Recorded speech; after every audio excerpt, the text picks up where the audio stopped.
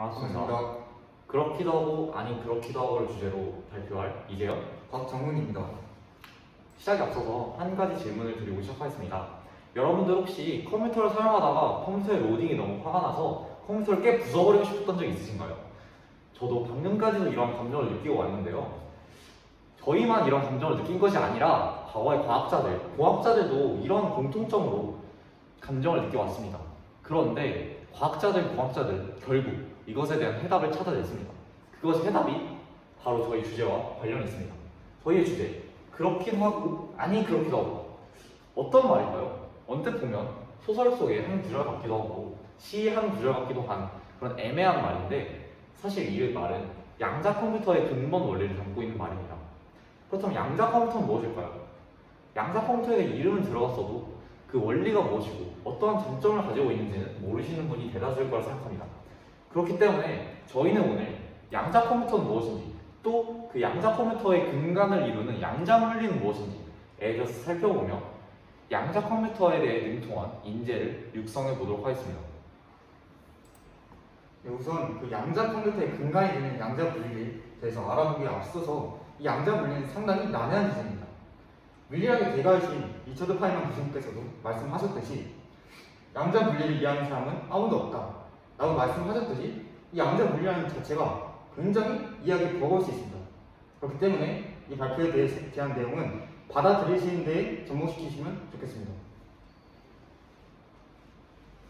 네, 그렇게 알고 계시고 첫 번째 양자 물리의 법칙으로 넘어가도록 하겠습니다.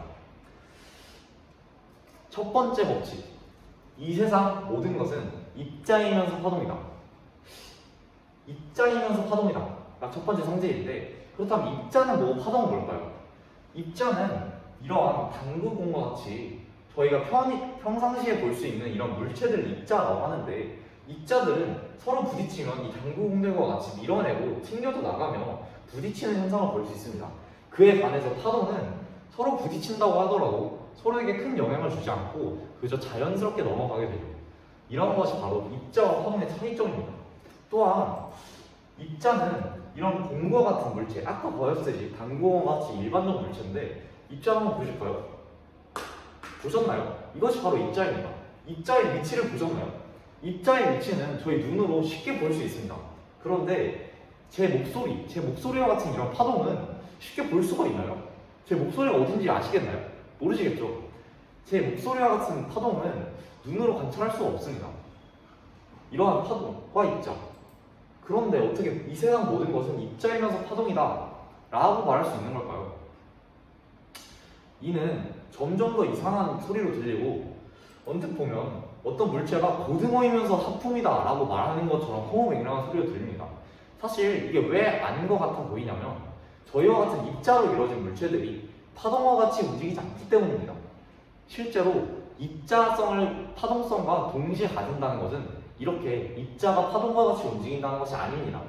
그저 입자와 파동은 근본적으로 같으며 그 둘은 성질까지도 같이 가진다 라는 의미이며, 입자가 이렇게 파동처럼 움직인다 라는 의미는 아닙니다. 이것을 알고 넘어갔으면 좋겠습니다.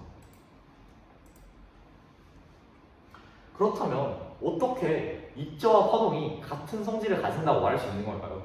그 첫 번째는 바로 광전효과라는 효과가 있습니다. 광전효과가 무엇이냐 하면, 금속에 이렇게 빛을 쏘았을 때 전자가 방출되는 현상인데, 이것을 어떻게 해석하냐? 어떻게 금속에 빛만 쏘았을 때 어떻게 전자가 방출될 수 있을까요?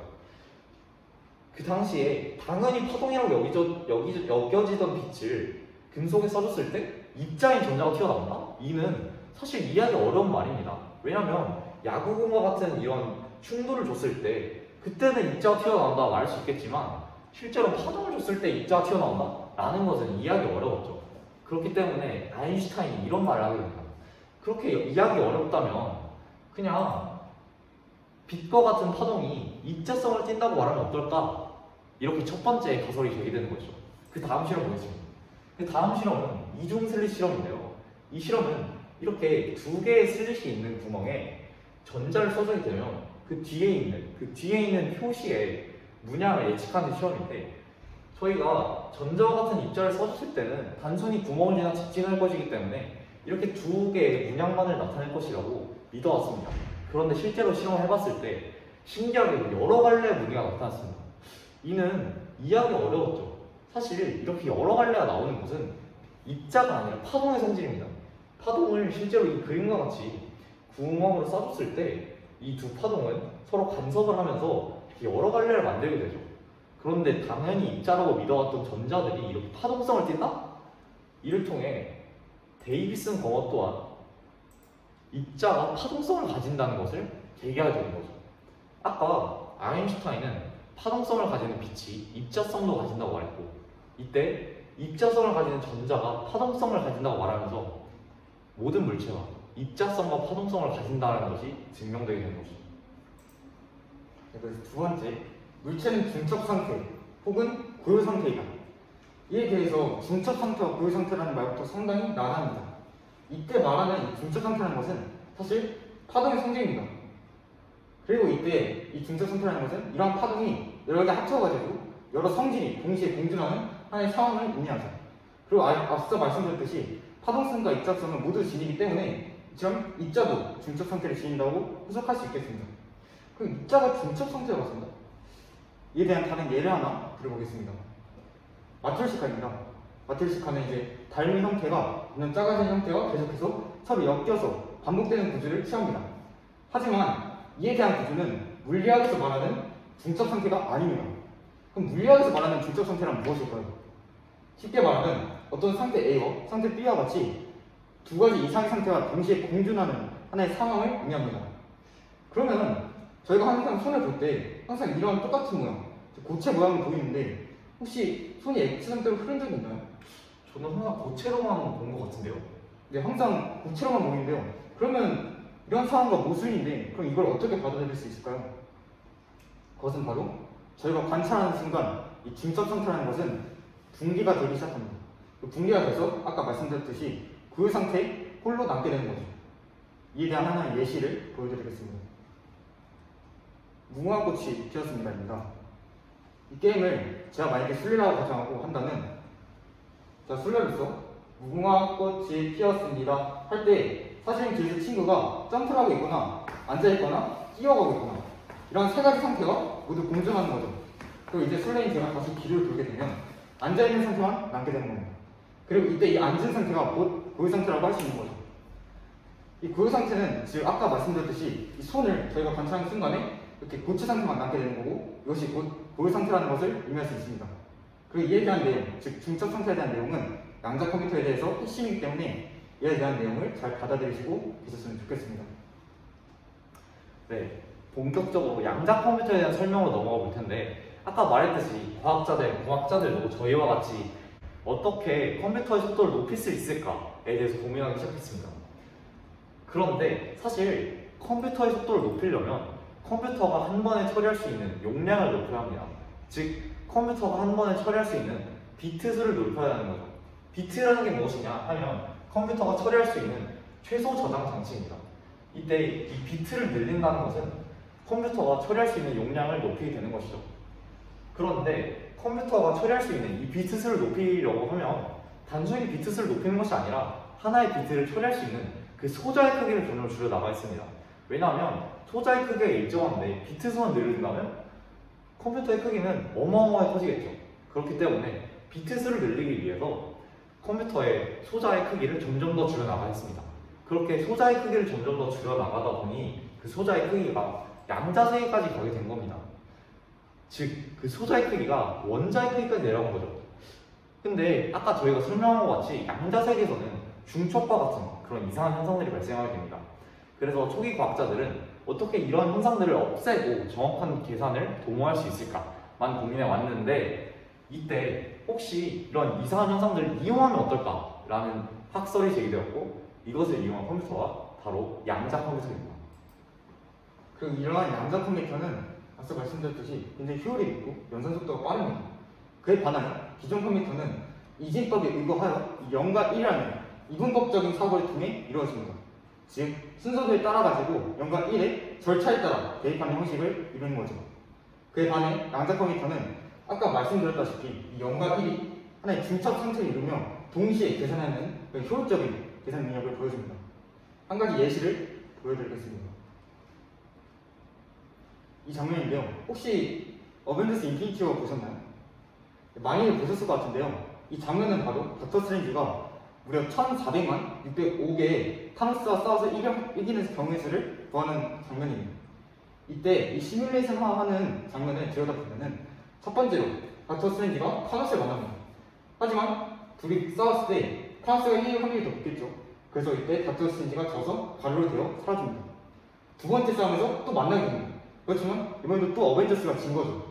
그래서 또 가루로 되어 사라지고 이것을 무려 1604,405번을 반복하는 겁니다. 그래서 이것을 닥터 스트레인지가 1600만 404번을 죽고 나서 결국 마지막에서 딱 한 번의 승부수를 찾게 되는 거죠. 이것이 바로 곧 기존의 컴퓨터의 방식과 유사하다고 설명할 수 있겠습니다.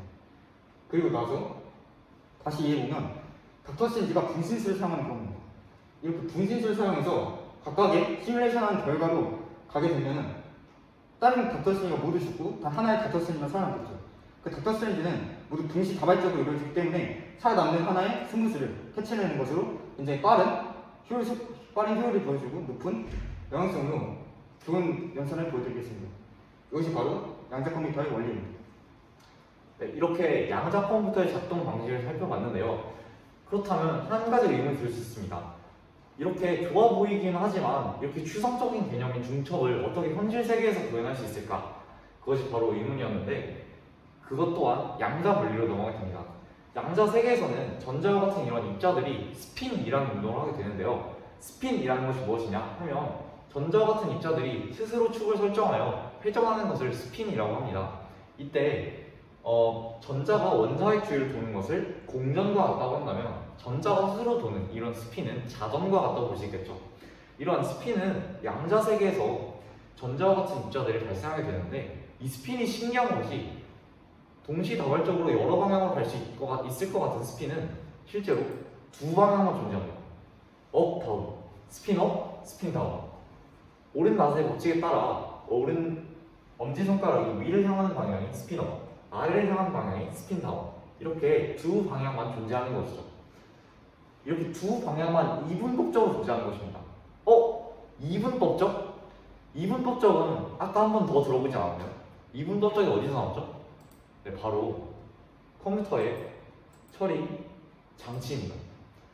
0과 1, 이렇게 컴퓨터의 처리 장치 또한 0과 1로 이렇게 이분법적으로 이루어져 있기 때문에 저희는 이런 전자의 스핀을 이용해서 연산을 구해낼 수 있던 것입니다. 그렇다면 중첩은 어떻게 나타날까요? 아까 제가 오른 나사의 법칙에 의해서 이것이 스핀업, 반대가 스핀 다운이라고 말했습니다. 업, 다운, 굿패드라고도 볼 수 있죠. 굿패드, 굿패드. 그 중간은 뭘까요? 네, 쏘쏘죠. 이러한 쏘쏘의 방향, 이 엄지손가락의 방향이 바로 스핀의 중첩이 되는 것이죠. 실제로 스핀에 자기장을 걸어주게 된다면 그 방향을 조정할 수 있는데 자기장을 적정히 걸어주면 이렇게 스핀의 방향이 중간 방향으로 가게 되고 이 방향이 바로 중첩의 상태가 되는 것입니다. 이렇게 저희는 양자 컴퓨터에서의 중첩을 현실 세계에서 전자의 스핀을 이용해서 구현해낼 수 있습니다. 여태까지 양자 컴퓨터의 뛰어난 영상 능력에 대해서 알 수 있었는데요. 사실 이에 국한되지 않고 양자 암호, 양자 통신, 표의 수인수분 알고리즘, 그리고 데이터 검사 알고리즘까지 다양한 방면으로 활용될 수 있습니다. 현재 저희 주변, 즉 인천 포스코 고등학교에서 확인해도 현재 저희 학생들이 컴퓨터에 대한 심화 탐구를 할 학생들 또는 이 컴퓨터에 대한 활용을 할 직업을 전망하고 있는 학생들이 상당히 눈에 보입니다. 그렇지만 아직도 저희는 양자 컴퓨터에 대한 관심을 크게 갖지 않고 정확히 무엇인지 알지도 못하면서 현재 저희 고전 컴퓨터를 계속해서 고집하는 상황이 벌어지고 있는 것 같습니다. 현재 저희는 저희 주제와 접목시켜 미래의 인재이기도 하고 패배자이기도 한 그런 중첩 상태에 놓여 있습니다. 즉 저희는 선택의 갈림길 위에 놓여 있는 것이죠. 그렇기 때문에 저희는 이 갈림길 위에서 선택에 따라 저희 고유 상태, 즉 미래를 결정할 수 있는 겁니다. 그래서 이 갈림길 위에서의 저희 선택이 곧 저희들의 고유 상태를 결정해낼 것입니다. 감사합니다.